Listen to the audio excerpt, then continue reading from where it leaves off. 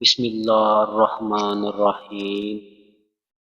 جہاں دوسروں کو سمجھانا مشکل ہو، وہاں خود کو سمجھا لینا ہی بہتر ہوتا ہے۔ زندگی میں کبھی بھی اپنے ہنر پر غرور مت کرو، کیونکہ پتھر جب بھی پانی میں گرتا ہے تو اپنے ہی وزن سے ڈوب جاتا ہے۔ دل میں برائی رکھنے سے بہتر ہے کہ ناراضگی ظاہر کر دی جائے۔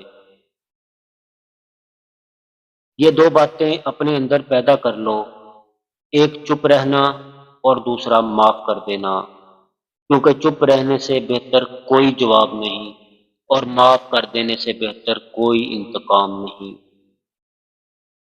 میں سب جانتا ہوں، یہی سوچ انسان کو کنویں کا مینڈک بنا دیتی ہے۔ زندگی میں تین لوگوں کو کبھی مت بھولنا: مصیبت میں ساتھ دینے والوں کو، مصیبت میں ساتھ چھوڑنے والوں کو، اور مصیبت میں ڈالنے والوں کو۔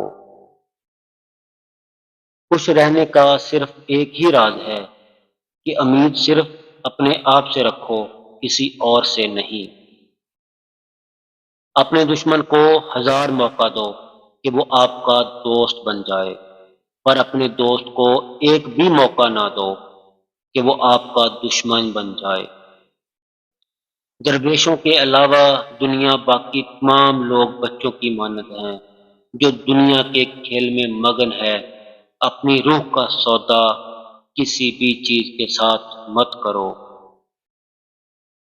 خود سے سچی زندگی گزارنے کا حوصلہ رکھے، نہ کہ وہ زندگی جس کی دوسرے آپ سے توقع رکھتے ہیں۔ خواہشیں اپنی مرضی سے خود پر لادا ہوا بوجھ ہے۔ اگر اڑان بھرنی ہے تو اپنی خواہشیں کم کر دو۔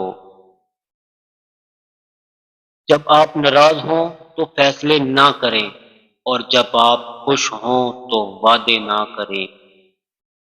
مشکل وقت دنیا کا سب سے بڑا جادوگر ہے، جو ایک پل میں آپ کے چاہنے والوں کے چہرے سے نقاب ہٹا دیتا ہے۔ انسان کی سب سے بڑی خطا یہ ہے کہ وہ رب سے پہلے انسان کے سامنے روتا ہے۔ عروج میں اگر نظریں نیچی اور لہجہ نرم ہو تو زوال میں تکلیف نہیں ہوتی۔ شیخ سعدی رحمت اللہ علیہ فرماتے ہیں، روئے زمین پر اکثریت میں ایسے لوگ ہیں جو دکھ، تکلیف، اذیت، فریب، دھوکہ تو انسانوں کو دیتے ہیں، مگر معافی اللہ سے مانگتے ہیں۔